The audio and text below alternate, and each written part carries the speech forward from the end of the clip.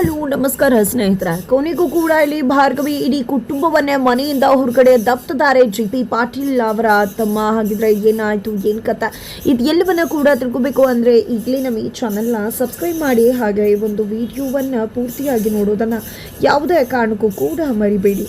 ಇಲ್ಲಿ ಭಾರ್ಗವಿ ಗಾಯತ್ರಿ ದೇವಿಗೆ ಸಖತ್ತಾಗಿ ಟಕ್ಕರ್ ಕೊಡ್ತಿದ್ದಾರೆ. ನಿಜಕ್ಕೂ ಕೂಡ ಇಲ್ಲಿ ಗಾಯತ್ರಿ ದೇವಿಯ ಪಾಡು ನಿಜಕ್ಕೂ ದೇವ್ರೆ ಕಾಪಾಡಬೇಕು ಅಂತ ಹೇಳ್ಬೋದು. ಯಾಕಂದರೆ ಇಲ್ಲಿ ಗಾಯತ್ರಿ ದೇವಿ ಆಡಿದ ಮಾತಿಗೆ ಸಖತ್ತಾಗಿ ಟಕ್ಕರ್ ಕೊಟ್ಟು ಬೆಚ್ಚಿ ಬೀಳಿಸ್ತಿರೋ ಭಾರ್ಗವಿ ಕೊಟ್ಟಂತ ಏಟು ನಿಜಕ್ಕೂ ಕೂಡ ಗಾಯತ್ರಿ ದೇವಿಗೆ ಸಹಿಸೋಕೆ ಸಾಧ್ಯ ಆಗ್ತಿಲ್ಲ. ಜಿ.ಪಿ. ಪಾಟೀಲ್ ಕಥೆಯನ್ನ ಯಾವಾಗ ಮುಗಿಸ್ತೀನಿ ಅಂತ ಹೇಳಿ ಗಾಯತ್ರಿ ದೇವಿ ಹೇಳಿದ್ರು, ಆಗ್ಲೇ ಭಾರ್ಗವಿ ಒಂದು ಬಿಗ್ ಡೋಸ್ ಅನ್ನ ಕೊಟ್ರು. ಆ ಒಂದು ಡೋಸ್ಗೆ ತತ್ತರಿಸಿ ಹೋಗ್ತಾರೆ ಗಾಯತ್ರಿ ದೇವಿ. ತನ್ನ ಕುತ್ತಿಗೆಯಲ್ಲಿ ಕಪ್ಪು ಮಸಿಯನ್ನ ಯಾವ ಒಂದು ಕ್ಷಣದಲ್ಲಿ ಬಡಲು ಅನ್ನೋದೇ ಇಲ್ಲಿ ಗಾಯತ್ರಿ ದೇವಿಗೆ ಅರ್ಥ ಆಗ್ತಿಲ್ಲ. ಈ ಕಡೆ ಭಾರ್ಗವಿ ಕೂಡ ತನ್ನ ಏನು ಅನ್ನೋದನ್ನ ತೋರಿಸ್ಬೇಕು ಅಂತಾನೆ ಈ ರೀತಿ ಮಾಡಿದ್ವು ಅಂತ ಕೂಡ ಹೇಳ್ತಿದ್ದಾರೆ. ಈ ಕಡೆ ಏನು ಹಾಕ್ಬಿಟ್ಟೆ, ನನ್ಗೆ ಏನ್ರಲ್ಲಿ ಏನ್ ಮಾಡಿದೆ, ದಯವಿಟ್ಟು ನನ್ನ ಜೀವ ಉಳಿಸು, ಏನ್ ಮಾಡಿದ್ಯಾ ನೀನು ಅಂತ ಹೇಳಿ ಗಾಯತ್ರಿ ದೇವಿ ರಿಕ್ವೆಸ್ಟ್ ಮಾಡ್ಕೊತಿದ್ದಾರೆ. ಆ ಒಂದು ಪರಿಸ್ಥಿತಿಗೆ ಗಾಯತ್ರಿ ದೇವಿ ಜಾರಿದೆ. ನಿಜಕ್ಕೂ ಕೂಡ ಇಲ್ಲಿ ಭಾರ್ಗವಿ ನಗ್ತಿದ್ದಾರೆ. ಎಷ್ಟೊಂದೆಲ್ಲ ಹಾರಾಡ್ತಾ ಇದ್ದೆ ಪಾಪ, ಈಗ ಒಂದೇ ಸಾರಿ ಈ ರೀತಿ ರಿಕ್ವೆಸ್ಟ್ ಮಾಡ್ಕೋತಿದ್ಯಲ್ಲ ಗಾಯತ್ರಿ ದೇವಿ, ಎಲ್ಲ ನಿನ್ನಿಂದಾನೇ ಆಗತ್ತೆ ಅಂತ ಅನ್ಕೊಂಡಿದ್ಯಾ, ನಮ್ಮಿಂದನೂ ಕೂಡ ಆಗತ್ತೆ ಅನ್ನೋದನ್ನ ತೋರಿಸ್ಬೇಕಲ್ವಾ, ಅದಕ್ಕೆ ಈ ರೀತಿ ಮಾಡಿದ್ದು ಅಂತ ಕೂಡ ಭಾರ್ಗವಿ ತಿಳಿಸ್ತಾರೆ. ಈ ಕಡೆ ರೊಚ್ಚಿಗೆದ್ದಂತ ಗಾಯತ್ರಿ ದೇವಿಯನ್ನ ಹಾಗೆ ಸೈಲೆಂಟ್ ಮಾಡಿಬಿಡ್ತಾಳೆ ಭಾರ್ಗವಿ.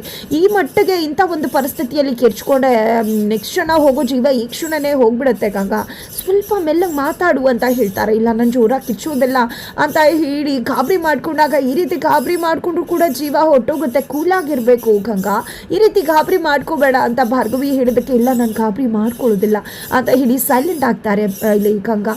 ಜೊತೆಗೆ ಇಲ್ಲಿ ಅಳೋಕ್ ಶುರು ಮಾಡ್ತಾರೆ, ದಯವಿಟ್ಟು ಹೇಳು ಹೇಳು ಅಂತ ಹೇಳಿ.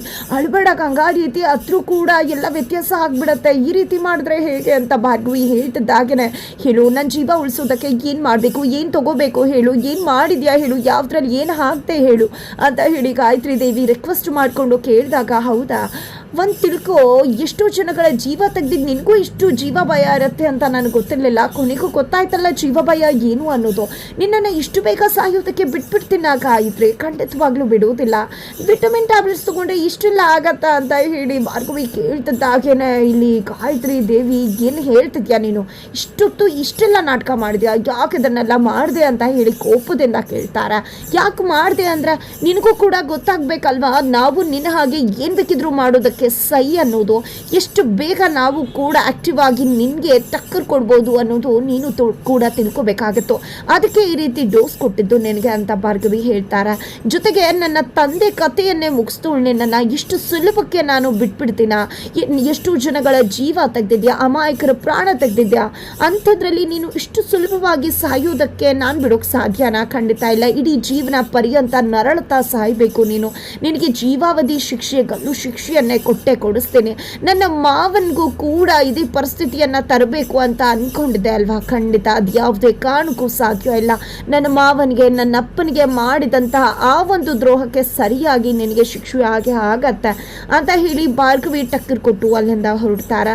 ತದನಂತರ ಇಲ್ಲಿ ಜಿ.ಪಿ. ಪಾಟೀಲ್ ಅವರು ನಿರ್ಮಲಾ ಹತ್ರ ನನ್ನಿಂದಾಗಿ ಇವತ್ತು ಅಕೌಂಟ್ ಎಲ್ಲ ಫ್ರೀಸ್ ಆಗಿ ನೀವು ದುಡ್ಡುಗೋಸ್ಕರ ಎಷ್ಟೆಲ್ಲ ಕಷ್ಟಪಡ್ತಿದ್ರ ಅಲ್ವಾ, ಇದಕ್ಕೆಲ್ಲ ನಾನೇ ಕಾರಣ ಆಗ್ಬಿಟ್ಟೆ ಅಲ್ವಾ, ನನ್ನನ್ನು ದಯವಿಟ್ಟು ಕ್ಷಮಿಸ್ಬಿಡು ನಿರ್ಮಲಾ ಅಂತ ಹೇಳಿ ಕೇಳ್ಕೊತಾರೆ. ನೀವು ಯಾಕೆ ಕೇಳ್ಕೊತಾ ಇದ್ರ, ಇದಕ್ಕೆಲ್ಲ ಕಾರಣ ನೀವಲ್ಲ ಭಾರ್ಗವಿಯಿಂದಾನೇ ಅಲ್ವಾ ಇವತ್ತು ನೀವು ಜೈಲಿಗೆ ಹೋಗಿದ್ದು, ಇದೆಲ್ಲ ಆಗಿತ್ತು ಅಂತ ಹೇಳಿದಾಗ ಏನು ಮಾತಾಡ್ತಿದ್ಯಾ ನೀನು, ಯಾಕೆ ಭಾರ್ಗವಿ ಬಗ್ಗೆ ಇಷ್ಟೆಲ್ಲ ಹೇಳ್ತಿದ್ಯಾ? ನಿಜ ಹೇಳಬೇಕು ಅಂದರೆ ನಾನು ಭಾರ್ಗವಿಯನ್ನು ಮೊದಲು ತಪ್ಪು ತಿಳ್ಕೊಂಡಿದ್ದೆ, ಆದರೆ ಭಾರ್ಗವಿ ಏನು ಅನ್ನೋದು ನನಗೆ ಈಗ ಅರ್ಥ ಆಗಿದೆ. ನನ್ನ ಕಣ್ತೆರೆಸಿದಾಳೆ ಭಾರ್ಗವಿ. ಇವತ್ತು ನಾನು ಇಲ್ಲಿ ಹೊರಗಡೆ ಬಂದಿದ್ದೀನಿ ಅಂದರೆ ಅದಕ್ಕೆಲ್ಲ ಕಾರಣನೇ ಭಾರ್ಗವಿ ಇಲ್ಲದೆ ಇದ್ದಿದ್ರೆ ಇವತ್ತು ನಾನು ಇಲ್ಲಿ ನಿನ್ನ ಕಣ್ಮುಂದೆ ಇರೋಕ್ಕೆ ಸಾಧ್ಯ ಆಗ್ತಿರ್ಲಿಲ್ಲ. ಡೆಲ್ಲಿಯಿಂದ ಆರ್ಕಿಯನ್ನು ಕಳಿಸಿದ್ರು ಅವರು. ಗಾಯತ್ರಿ ದೇವಿ ಮತ್ತು ಶಕ್ತಿ ಪ್ರಸಾದ್ ಇಬ್ರು ಕೂಡ ಆರ್ಕಿ ಮುಂದೆ ವಾದ ಮಾಡೋದು ಅಷ್ಟು ಸುಲಭ ಅಂತ ಅನ್ಕೊಂಡಿದ್ಯಾ, ಆದರೆ ಭಾರ್ಗವಿ ಆರ್ಕಿ ಮುಂದೆ ವಾದ ಮಾಡಿದ್ಲು. ಅವಳನ್ನು ನೋಡ್ತಾ ಇದ್ರೆ ನಿಜಕ್ಕೂ ನಾನೇ ಮೆಸ್ಮರೈಸ್ಡ್ ಆಗ್ಬಿಟ್ಟೆ. ನಾನು ಕೂಡ ಅಲ್ಲಿ ನಿಂತ್ಕೊಂಡು ಅವಳು ಎಷ್ಟು ಚಂದ ವಾದ ಮಾಡಿದ್ಲು ಅಂತ ನೋಡ್ತಾ ಇದ್ದೆ. ಅವಳು ಆ ರೀತಿ ವಾದ ಮಾಡದೇ ಇದ್ದಿದ್ರೆ ಅವಳು ಹೊರತಾಗಿ ಬೇರೆ ಯಾರು ಕೂಡ ನನಗೆ ಬೇಲ್ ಕೊಟ್ಟು ಇಲ್ಲಿ ಕರ್ಕೊಂಡು ಬರೋಕ್ಕೆ ಸಾಧ್ಯ ಆಗ್ತಾ ಇರಲಿಲ್ಲ. ನಿಜ ಹೇಳಬೇಕು ಅಂದರೆ ಅವಳ ವಾದ ಅಷ್ಟರ ಮಟ್ಟಿಗಿತ್ತು. ಅವಳ ವಾದಕ್ಕೆ ಆರ್ಕೆನೆ ಆಬ್ಜೆಕ್ಷನ್ ಮಾಡೋಕ್ಕಾಗಿಲ್ಲ, ಬೇಳ್ಕೊಡೋದಕ್ಕೆ ನಂಗೆ ಯಾವುದೇ ರೀತಿ ಆಬ್ಜೆಕ್ಷನ್ ಇಲ್ಲ ಅಂತ ಹೇಳಿಬಿಟ್ರು. ಅಲ್ಲೇ ತಿಳ್ಕೊ ಭಾರ್ಗವಿ ನನಗೋಸ್ಕರ ಎಷ್ಟು ಹೋರಾಟ ಮಾಡಿದಾಳೆ ಬಿಡಿಸ್ಕೊಂಡು ಬರುವುದಕ್ಕೆ ಅಂತ ಹೇಳಿ ಗಾಯತ್ರಿ ದೇವಿಯನ್ನು ಛೇಡಿಸ್ತಾ ಇಲ್ಲಿ ಭಾರ್ಗವಿಯನ್ನು ಹೊಗಳುತ್ತಾರೆ GP ಪಾಟೀಲ್. ಅದರ ನಡುವೆ ಅಲ್ಲಿಗೆ ಬೃಂದ ಬಂದಿದ್ದೆ. ಹೌದು ಮಾವ, ನೀವಿವತ್ತು ಇಲ್ಲಿ ಬಂದಿರೋದು ನಮಗೆ ಖುಷಿ ಆಗ್ತದೆ. ನಮ್ಮ ಆಸ್ತಿ ಅಂತಸ್ತು ಅಕೌಂಟ್ ಫ್ರೀಸ್ ಆಗಿದ್ದು ಯಾವುದೇ ಲೆಕ್ಕ ಇಲ್ಲ. ಆದರೆ ನೀವು ನಮಗೆ ಮುಖ್ಯವಾಗಿ ಮನೆಯಲ್ಲಿರೋದು ತುಂಬಾ ಮುಖ್ಯ ಆಗ್ತದೆ, ಖುಷಿ ಆಗ್ತದೆ.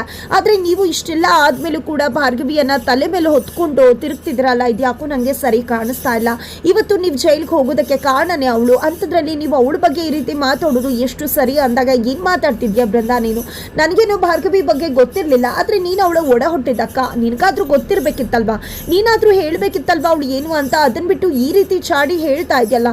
ಇನ್ನು ಮುಂದೆ ಯಾರು ಕೂಡ ಭಾರ್ಗವಿ ಬಗ್ಗೆ ಈ ರೀತಿಯಾಗಿ ಮಾತಾಡಬಾರ್ದು. ಜೊತೆಗೆ ಇಲ್ಲಿ ಇದೇ ವಿಷಯವಾಗಿ ಭಾರ್ಗವಿ ಮತ್ತು ಅರ್ಜುನ್ ನಡುವೆ ತಾತ್ಸಾರ ಉಂಟಾಗಿದೆ, ಅವರಿಬ್ಬರ ನಡುವೆ ಮನಸ್ತಾಪ ಉಂಟಾಗಿದೆ. ಅದನ್ನು ನಾವು ಸರಿಪಡಿಸೋದ್ರ ಬಗ್ಗೆ ಯೋಚನೆ ಮಾಡಬೇಕಾಗಿದೆ ಈಗ ಅಂತ ಹೇಳ್ತಾರೆ.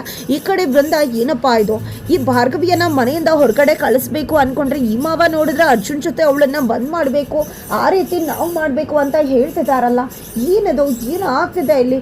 ಇಲ್ಲ, ಏನೇ ಮಾವ ತುಂಬ ದಿನ ಇದ್ಬಿಡ್ತಾರೆ, ಜಸ್ಟ್ ಒಂದು ಸ್ವಲ್ಪ ದಿನ ಇರ್ತಾರೆ, ಬೇಲ್ ಮೇಲೆ ಆಚೆ ಬಂದಿದ್ದಾರೆ, ಮತ್ತೆ ಖಂಡಿತ ಒಳಗಡೆ ಹೋಗ್ತಾರೆ. ಯಾಕಂದರೆ ನಮ್ಮತ್ತೆ ಏನು ಸಿಕ್ಕಾಕೊಳ್ಳೋದಿಲ್ಲ ಈ ಕೇಸಲ್ಲಿ, ಯಾಕಂದರೆ ನನ್ನ ಅತ್ತೆನೇ ಗೆಲ್ಲೋದು, ಅವ್ರ ಮುಂದೆ ಯಾರು ಗೆಲ್ಲೋಕ್ಕಾಗತ್ತೆ ಅಂತ ಅಂದ್ಕೊಂಡಿದ್ದೆ. ಇಲ್ಲಿ ಬೃಂದ ಸಮಾಧಾನ ಮಾಡ್ಕೋತಾರೆ. ನಂತರ ಇಲ್ಲಿ ಅರ್ಜುನ್ GP ಪಾಟೀಲ್ ಬಳಿ ಜಗನ್ ಬಗ್ಗೆ ಹೇಳ್ತಾರೆ, ಜಗನ್ನ ಹಾಡಿ ಕೊಂಡಾಡ್ತಾರೆ. ಇವತ್ತು ಚಿಕ್ಕು ಇಲ್ಲದೆ ಇದ್ದಿದ್ರೆ ನಿಜಕ್ಕೂ ನಾವು ಏನೂ ಮಾಡೋಕ್ಕಾಗ್ತಿರ್ಲಿಲ್ಲ, ಚಿಕ್ಕುನೇ ನಮ್ಮ ಸಹಾಯಕ್ಕೆ ಬಂದಿದ್ದು, ನಮ್ಮ ಕೈ ಹಿಡಿದಿದ್ದು, ಕಷ್ಟದಲ್ಲಾಗಿದ್ದು ಅಂತ. ಆಗ GP ತನ್ನ ತಮ್ಮನನ್ನು ಹಾಡಿ ಹೊಗಳುತ್ತಾರೆ, ಹಗ್ಗು ಮಾಡ್ತಾರೆ. ನಿನ್ನ ಋಣನ ನಾವು ತೀರಿಸೋದಕ್ಕೆ ಆಗೋದಿಲ್ಲ ಅಂತ ಹೇಳ್ತಾರೆ. ಜೊತೆಗೆ ಈ ಮನೆಯನ್ನು ಅಡವಿಟ್ಟಿರೋ ವಿಷಯ ಕೂಡ ಗೊತ್ತಾಗತ್ತೆ ಇಲ್ಲಿ GP ಪಾಟೀಲ್ಗೆ. ಆಗ GP ಪಾಟೀಲ್, ಬಿಡು, ಅದರಲ್ಲಿ ಏನಿದೆ, ಮತ್ತೆ ಸಂಪಾದನೆ ಮಾಡಿ ಬಿಡುಗಡೆ ಮಾಡಿಸಬಹುದು, ಈ ಮನೆಯನ್ನು ನಮ್ಮ ಕೈವಶ ಮಾಡ್ಕೋಬಹುದು, ನಮ್ಮ ಅಕೌಂಟ್ ಕೂಡ ಫ್ರೀಸ್ ಆಗಿದ್ದು ಕ್ಯಾನ್ಸಲ್ ಆಗುತ್ತೆ, ಭಾರ್ಗವಿ ಇದ್ದಾಳೆ, ಎಲ್ಲವನ್ನ ಕೂಡ ನೋಡ್ಕೋತಾಳೆ ಅಂತ ಹೇಳಿದಾಗ ಅರ್ಜುನ್ ಮತ್ತೆ ಜಗ್ಗುಗೆ ಅಚ್ಚರಿ ಆಗುತ್ತೆ. ಏನ್ ಡಾಡ್ ಹೇಳ್ತಿದ್ರ ಅಂದಾಗ, ಹೌದು, ನನ್ನ ಸೊಸೆ ಇದ್ದಾಳೆ, ಎಲ್ಲವನ್ನ ಕೂಡ ಮರಳಿ ನಮಗೆ ಮತ್ತೆ ವಾಪಸ್ ಕೊಡಿಸ್ತಾಳೆ, ನಾವು ಸಂಪಾದನೆ ಮಾಡಿರೋದು ಎಲ್ಲವೂ ಕೂಡ ನಮಗೆ ಮತ್ತೆ ವಾಪಸ್ ಬರುತ್ತೆ, ಭಾರ್ಗವಿ ಮೇಲೆ ನನಗೆ ತುಂಬಾ ವಿಶ್ವಾಸ ಇದೆ ಅಂದಾಗ, ಏನನ್ನ ಮಾತಾಡ್ತಿದ್ಯಾ ನೀನು, ಭಾರ್ಗವಿ ಬಗ್ಗೆ ವಿಶ್ವಾಸ ಇಡ್ತಿದ್ಯಾ? ಇವತ್ತು ನೀನು ಬೇಲ್ಗೆ ಎಷ್ಟೆಲ್ಲ ಕಷ್ಟಪಟ್ಲು, ಅವಳು ನಿನ್ನನ್ನು ಗೆಲ್ಲಿಸ್ತಾಳೆ ಅನ್ಕೊಂಡಿದ್ಯಾ? ಸುಮ್ಮನೆ ಭ್ರಮೆ ಅಷ್ಟೇ ಇದು ಅಂತ ಜಗನ್ ಹೇಳಿದಾಗ, ಇಲ್ಲ, ಭಾರ್ಗವಿ ಎಷ್ಟು ಚಂದ ವಾದ ಮಾಡಿದ್ಲು ಗೊತ್ತಾ, ಅವಳ ವಾದಕ್ಕೆ ಆರ್ಕೆನೆ ಏನು ಮಾತಾಡೋಕ್ಕಾಗಲಿಲ್ಲ, ಅಷ್ಟು ಚೆನ್ನಾಗಿ ವಾದ ಮಾಡಿದ್ಲು ಅವಳು. ಅಷ್ಟು ಚೆನ್ನಾಗಿ ವಾದ ಮಾಡದೇ ಇದ್ದಿದ್ರೆ ಇವತ್ತು ನಾನು ಬೇಲಿಂದ ಆಚೆ ಬರೋಕ್ಕೆ ಸಾಧ್ಯನೇ ಆಗ್ತಿರ್ಲಿಲ್ಲ ಅಂತ ಹೇಳಿ GP ಹಾಡಿ ಹೋಗ್ಲತ್ತಾರೆ. ಜೊತೆಗೆ ಅರ್ಜುನ್ ಹತ್ರ ಕೂಡ ನೀನು ಭಾರ್ಗವಿ ಬಗ್ಗೆ ತಪ್ಪು ತಿಳ್ಕೊಂಡಿದ್ದೆ ಅಂತ ಕೂಡ ಹೇಳ್ತಾರೆ. ಹಾಗಾಗಿ ಅರ್ಜುನ್ ಭಾರ್ಗವಿ ಹತ್ರ ಹೋಗಿದ್ದೆ, ಥ್ಯಾಂಕ್ಸ್ ಹೇಳ್ತಾರೆ ತನ್ನ ತಂದೆಯನ್ನ ಬಿಡಿಸಿದ್ರ ಬಗ್ಗೆ. ಆಗ ಇಲ್ಲಿ ನೀವು ಹೆಂಡತಿಗೆ ಥ್ಯಾಂಕ್ಸ್ ಹೇಳ್ತಿದ್ರು, ಲಾಯರ್ಗೆ ಥ್ಯಾಂಕ್ಸ್ ಹೇಳ್ತಿದ್ರು ಅಂದಾಗ ಅರ್ಜುನ್ ಮೌನವಾಗ್ತಾರೆ. ಆಗ ಭಾರ್ಗವಿ ತುಂಬ ನೋವಿನಿಂದ, ನನ್ನ ಮಾತಿನ ಪ್ರತಿ ಅರ್ಥವನ್ನ ನಿಮಗೆ ಬೇಕಾದಾಗೆ ಅರ್ಥ ಮಾಡ್ಕೋತೀರಾ, ಆದರೆ ನನ್ನ ಮನಸ್ಸನ್ನು ಯಾಕೆ ಅರ್ಥ ಮಾಡ್ಕೋತಿಲ್ಲ ಅಂದಾಗ ಬೃಂದ ಅಲ್ಲಿಗೆ ಬಂದಿದ್ದೆ. ಹೇಳು ಅರ್ಜುನ್, ಅವಳ ಪ್ರಶ್ನೆಗೆ ಉತ್ತರನ ಯಾವಾಗಲೂ ಇದನ್ನೇ ತಾನೇ ಅವಳು ಕೇಳೋದು, ಮಾವನ್ ಜೈಲ್ ಕಳಿಸಿದಾಗ್ಲೂ ಅದನ್ನೇ ಕೇಳಿದ್ಲು, ಬೇಲ್ ಕೊಡಿಸ್ಬೇಕಾದ್ರೂ ಅದನ್ನೇ ಕೇಳಿದ್ಲು, ಜೊತೆಗೆ ಅಪ್ಪನ್ನ ಮತ್ತೆ ಕೋರ್ಟಿಗೆ ಕರ್ಕೊಂಡು ಹೋಗಿ ಮತ್ತೆ ಅವ್ರ ಸಾವಿಗೆ ಕಾರಣ ಆದಾಗ್ಲೂ ಕೂಡ ಅದನ್ನೇ ಮಾತಾಡಿದ್ಲು, ಯಾವಾಗಲೂ ಕೂಡ ಅವಳು ಅದನ್ನೇ ಅಲ್ವಾ ಹೇಳೋದು, ಅದನ್ನ ಬಿಟ್ಟು ಏನು ಹೇಳ್ತಾಳೆ ಅಂತ ಹೇಳಿ ಚಾಡಿ ಹೇಳೋದಕ್ಕೆ ಮುಂದಾಗ್ತಾರೆ. ಆಗ ಭಾರ್ಗವಿ, ನಿನಗೆ ಪರ್ಸನಲ್ ವಿಷಯಕ್ಕೆ ಬರೋದು ಬಿಟ್ಟು ಬೇರೆ ಏನು ಗೊತ್ತಿಲ್ವಾ ಅಂತ ಕೂಡ ಕೇಳ್ತಾರೆ. ಇದರ ವಿಷಯವಾಗಿ ಬೃಂದ ಮತ್ತೆ ಭಾರ್ಗವಿ ನಡುವೆ ಗಲಾಟೆ ಆಗತ್ತೆ. ಇದರ ನಂತರ ಬೆಳಗ್ಗೆ ಆಗ್ತಿದ್ದಾಗೆ ಮನೆಯಿಂದ ಎಲ್ಲರನ್ನ ಕೂಡ ಕಳಿಸೋದಕ್ಕೆ ಒಂದಷ್ಟು ಜನ ಬರ್ತಾರೆ. ಯಾಕೆ ಏನು ಅಂತ ಪ್ರಶ್ನೆ ಮಾಡಿದಾಗ, ನೀವು ಈ ಮನೆಯನ್ನ ಜಗನ್ ಅವ್ರಿಗೆ ಬರ್ಕೊಟ್ಟಿದ್ರ ಅಂತ ಹೇಳ್ತಿದ್ದಾಗೆ ಎಲ್ಲರೂ ಶಾಕ್ ಆಗ್ತಾರೆ. ಆ ಪೇಪರ್ಸ್ನಲ್ಲಿ ಜಗನ್ ಕಂಪ್ನಿಗೆ ಇಡೀ ಮನೆಯನ್ನ ಸೇಲ್ ಮಾಡಿರೋದ್ರ ಬಗ್ಗೆ ಡಾಕ್ಯುಮೆಂಟ್ಸ್ ಇರುತ್ತೆ, ಎಲ್ಲದಕ್ಕೂ ಮನೆಯವರು ಎಲ್ಲರೂ ಕೂಡ ಸಹಿ ಮಾಡಿರ್ತಾರೆ. ಕೊನೆಗೂ ಚಿಕ್ಕು ಮೋಸ ಮಾಡಿದ್ರು ಅನ್ನೋದು ಅರ್ಜುನ್ಗೆ ಗೊತ್ತಾಗತ್ತೆ. ಫೈನಲಿ ಅಣ್ಣ ಅನ್ನೋದನ್ನು ಕೂಡ ನೋಡಿದೆ, ಇಡೀ ಮನೆಯವರನ್ನೇ ಕುತ್ತಿಗೆ ಹಿಡಿದು ಹೊರಗಡೆ ದಬ್ತಿದ್ದಾರೆ ಇಲ್ಲಿ ಜಗ್ಗು ಅಂತಾನೆ ಹೇಳ್ಬೋದು. ಹಾಗಿದ್ರೆ ಮುಂದೇನಾಗತ್ತೆ? ಅದಕ್ಕೂ ಮೊದಲು ಇಲ್ಲಿ ಭಾರ್ಗವಿ ಹೇಳಿದ್ರು ಪೇಪರ್ನ ಓದಬೇಕು ಅಂತ, ಬಟ್ ಅರ್ಜುನ್ ತಡೆದಿದ್ರು. ಬಟ್ ಇವಾಗ ಮತ್ತೆ ಭಾರ್ಗವಿ, ನೀನು ನಮ್ಮನ್ನ ಈ ಮನೆಯಿಂದ ಕಳಿಸಿದ್ಯಾ, ನಮ್ಮ ಮಾವನ್ನ ಈ ಮನೆಯಿಂದ ಕಳಿಸಿದ್ಯಾ, ಎಲ್ಲದಕ್ಕೂ ಕೂಡ ಉತ್ತರ ಕೊಡ್ತೀನಿ, ಈ ಮನೆಯನ್ನ ಮರಳಿ ವಾಪಸ್ ಪಡ್ಕೋತೀನಿ ಅಂತ ಹೇಳಿ ಇಲ್ಲಿ ಭಾರ್ಗವಿ ತನ್ನ ಚಿಕ್ಕಪ್ಪನಿಗೆ ಚಾಲೆಂಜ್ ಹಾಕ್ತಿದ್ದಾಳೆ. ಹಾಗಿದ್ರೆ ಮುಂದೇನಾಗತ್ತೆ ಅಂತ ತಿಳ್ಕೊಬೇಕು ಅಂದರೆ ಮುಂದಿನ ವಿಡಿಯೋಗೆ ವೇಟ್ ಮಾಡೋದನ್ನು ಮರಿ